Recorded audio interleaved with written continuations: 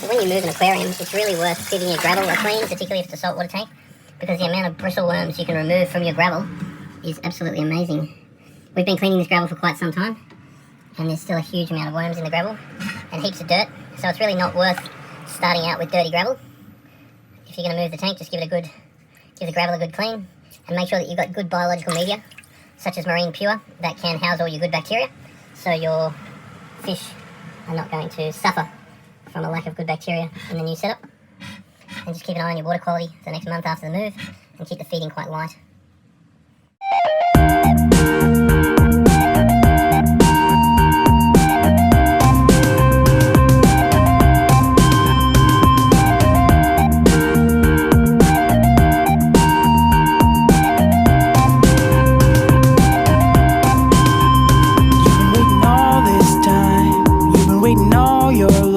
Just to prove it, that you can do it. You've been setting bars too high, you've been aiming for the sky, so you could prove it, that you could do it. But once you go forward, you can't go back. You take a step to the side and try to relax, but don't go. No. You keep your head high and your feet on the ground, and you set your mind and you shouldn't back down, don't go.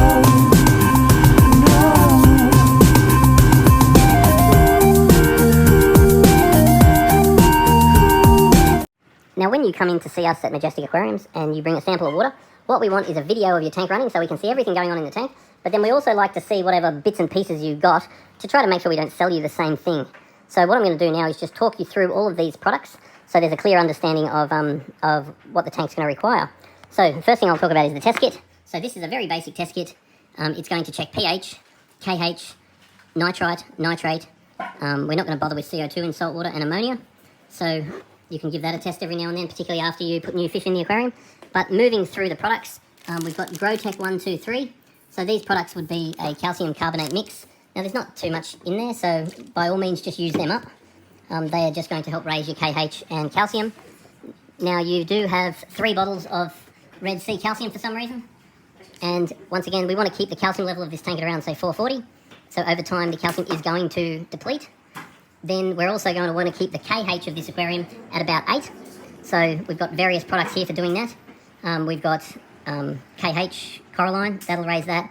We've also got Foundation B, that'll do that. And then we've got Marine Buffer, which will help to stabilise pH. They're all hardening products. So as your KH or pH falls, you can use these particular products to aid that. Now the other thing I'd want to be concerned about is your magnesium, because the solid structure of a coral is basically calcium carbonate bonded by magnesium. So you want to get a check of what the magnesium level is. And then over time, if your corals are growing, then these levels should be falling. If you find that you don't have to add these products regularly, then you've got bigger problems. You need to find out why are these levels not falling, because these should become the building blocks to the coral, and these should be forever falling. So I'll go through that in a little bit more detail. But in this aquarium at the moment, I am definitely concerned about the levels, because I'm not seeing much good coralline algae.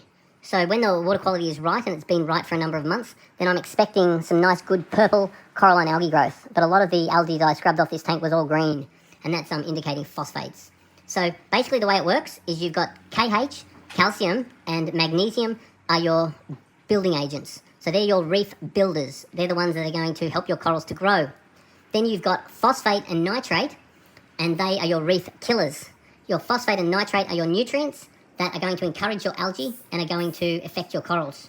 So these levels cannot be 0 because these are nutrients that the coral requires, but if the levels are too high, then your algae will choke the corals and the corals will eventually die. So if you went up to an area like Cairns and you stood at a river mouth and you looked out to a reef, 500 metres out, you'd have beautiful thriving corals with basically no algae. Then you could look 500 metres up a river and then you would have lots of thriving algae without coral.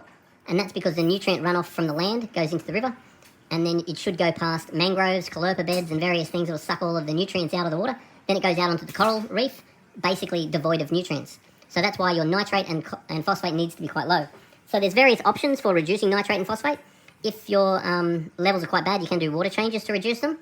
And there are various resins and various sponge-type products you can use for sucking them out. And then there are organic carbon products like this one. So this is commonly referred to as NoPox, and it's quite a good product.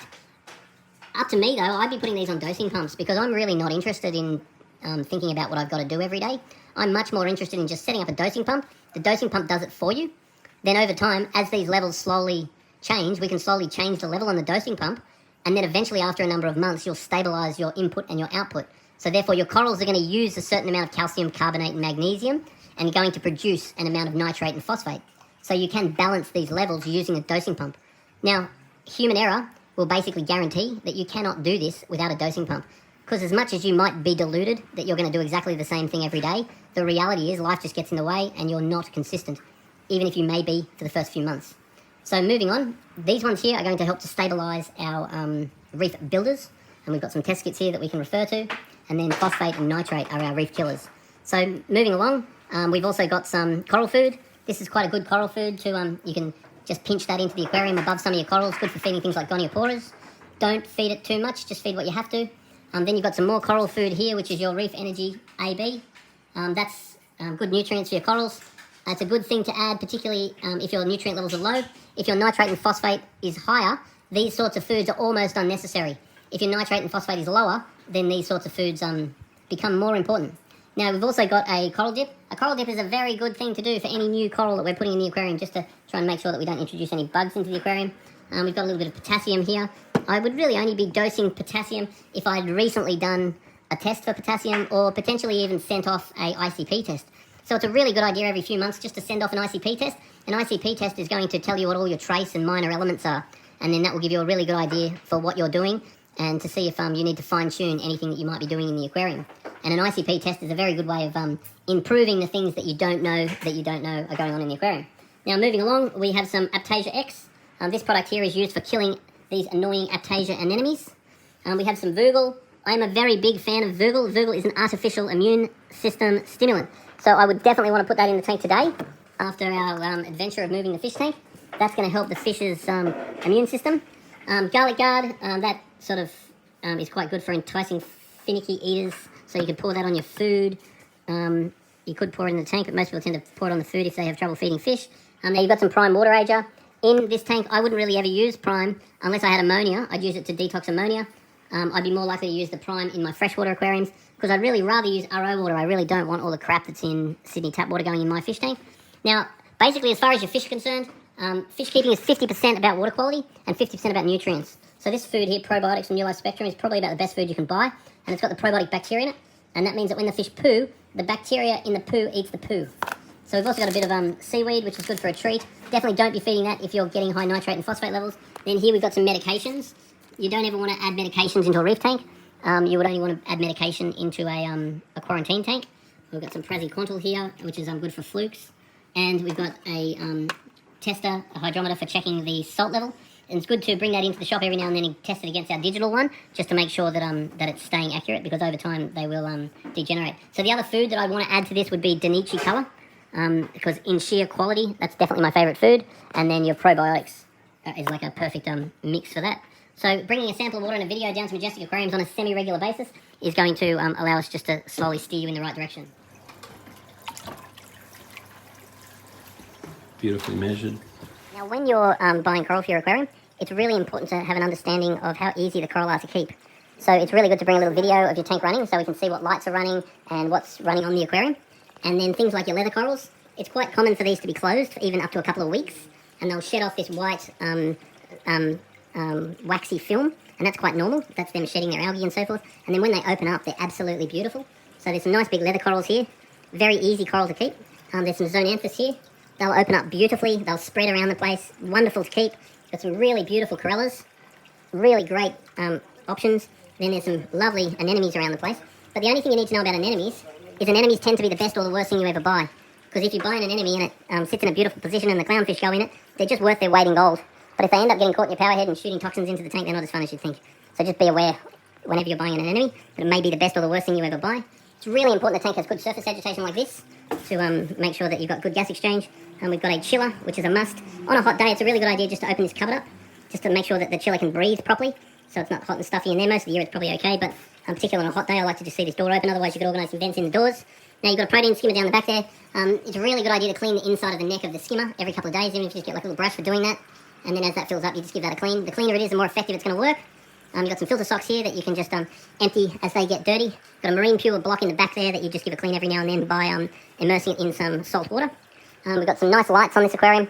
We probably want to run the lights sort of 8 to 12 hours a day, more like 8 to 10. And then if you're getting more algae in the aquarium, you might consider decreasing the light. And you can go on the app and look at the recommended spectrums that you can set. But what we're really wanting with this tank now is to stabilise the water and start getting some nice coral and algae growth, which will take a period of time. And then make sure that when you do a water change, you want to make sure that we're using a gravel cleaner. And then the other thing that I'd really like to see in this tank, particularly sooner than later, considering it was just moved, is the addition of some polyfilter. And the polyfilter could just be added to the bottom of the filter baskets or anywhere in the sump there, because I definitely like to add that into the aquarium. Now this aquarium has a bunch of fish in it, which are of course all hiding in the back right now because the tank has just been moved. But one thing that I'm going to say about moving fish is you want to make sure that you run the salinity on the low side whenever you move fish. So this salinity has been dropped a little bit. Once the fish are happy and settled in, then you can start raising the salinity again. And whenever you buy new fish, you never want to add new fish unless your tank has run perfectly for 1 month. When it's run perfectly for 1 month, you can then add a little bit of fish to the aquarium, and you can consider dropping your salinity before adding the new fish. But if, in a perfect world, you really want a quarantine tank. So because there is discussion of decommissioning this aquarium, I would highly recommend, at least for the period of restocking the main aquarium, to consider running that as a quarantine tank. So you'd just basically set that up, you'd run nice low salinity, make sure your temperature is correct, then you can introduce your fish here. You can make sure they're feeding, make sure they're healthy and happy for 1 month. That way their immune system is able to regenerate. Because obviously when fish are caught and then they go to collection stations and they get exported and imported and so forth, it's an amount of stress on the fish. And when fish stress, their immune system goes down. And when their immune system is down, they get sick very easily because they're not producing their good antibodies. But then when the fish are settled again and they're happy and their immune system is back and they have their body slime back intact, the chance of them getting sick is significantly less. So you can stabilise the fish into the new tank, make sure they're nice and healthy and happy. Then you can allow their immune system to come back. And adding products like Vogel, which are artificial immune stimulants, are really going to help. And making sure you're feeding super high quality foods like Danichi Colour. Then, after a month in the quarantine tank, you can make sure your salinity, salt level, temperature, and pH are the same. Then you don't have to climatize the fish. Once they're happy here, and your levels are the same in there as the main tank, you can just catch them out and place them straight into the main tank. And then by then they'll know you, and you'll know them, and then their immune system should be back nice and strong. So we've got a blue tang in there. Now, blue tang is a very interesting fish. It does all sorts of weird things like sleep on its side. Very beautiful fish. Right, it's all looking good. And then just want to come down on a semi-regular basis to sample the water in a video, and then make sure that no new fish or corals are introduced without asking if they're an easy to keep. So we rate all of our fish and corals as a 1, 2 or a 3. A number 1 fish or a number 1 coral means it's very easy to keep. If you buy this and you bring us a sample of water in a video, we're very confident that we can work out why it died. If you buy a number 2 fish or a number 2 coral, that means that they are a little bit harder to keep, so there's a bit more of a shit happens factor with them. If you go for a number 3 coral or a number 3 fish, you need to understand it is a harder to keep animal and it may have some very specific requirements. So therefore, if you buy a number 3 fish or coral and it dies, then you don't want to go freaking out about it, because you want to make sure that that was your decision in the first place, because the reality is some fish and some coral are vastly different as far as how easy they are to keep. You want to just stick with the ones that are easy to start with, and then as you get more confident, then by all means you can get more adventurous with what you're going to put in. So there's a couple of controllers here. This controller here is going to control the power head in the aquarium. So this can be turned up or down. And then this controller here is going to control the skimmer. So what I'd be looking at doing is having the white froth stay in the neck of the skimmer. Over time, the froth is going to change colour, and then you want the yellow froth coming out of the skimmer. I'll open the top and give the inside of the neck a clean a couple of times a week, just using like a bottle brush. And then on the outside of the skimmer, you've got a knob where the water is going to be exiting the skimmer. So what I'd actually look at doing is turning the pump up over time if you need to raise the unit. And then once the flow is nice and high, and once you're getting lots of bubbles into this chamber, if for some reason you need the level to increase, then you can slowly close that gate valve. So I'd probably start with the gate valve nice and open, and then I would be using the controller to up and down the speed. And then as need be, if you want to fine tune it, you can just use the outlet. Because if the water is escaping from the skimmer slower, it'll be more pressure in the skimmer, so therefore your bubble level will raise up. If you open the valve, then the level will decrease. And then the same with the pump. If we turn the pump up, then we're going to get more pressure. If we turn the pump down, we're going to get less pressure. Yeah, so we just don't want the enemy going in the pump. That's no fun. So what we're doing now is filling up the top-up system. So the top-up system is here, and then in the back where the pump is, there's a little float valve. And when the float valve goes down, then it opens up the connection here. So make sure that's open. And the water will go down and fill up the sump from this.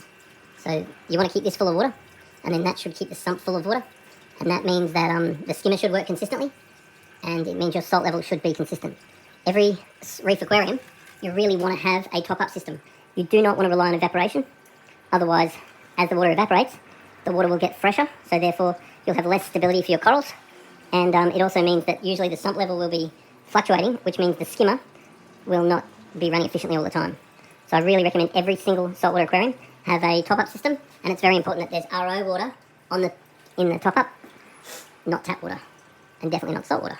Now, every time that you do a water change in the aquarium, I want you to use a gravel cleaner, and then that will siphon water out of the aquarium. You push the gravel cleaner into the gravel spins around, and the dirt comes out. So one indication of how often you should be doing water changes will be how dirty your gravel is, or your substrate. If your substrate's clean, you can consider changing the water less. If your substrate is dirty, then consider cleaning it, water changing more. The other two main indications are your nitrate and your phosphate level. So as your nitrate and phosphate elevate, then doing water changes more often is a good idea. And then making sure that you're running products like polyfilter, because what polyfilter will do is help to remove accumulants. Particularly if you're not doing a lot of water changes, then instead of having the accumulants build up, and the accumulants are basically a lot of the stuff that mounts in the water that we can't test for, pheromones, phenols and stuff like that, the polyfilter will remove that, and that would also compensate if you're going to be running lower water changes.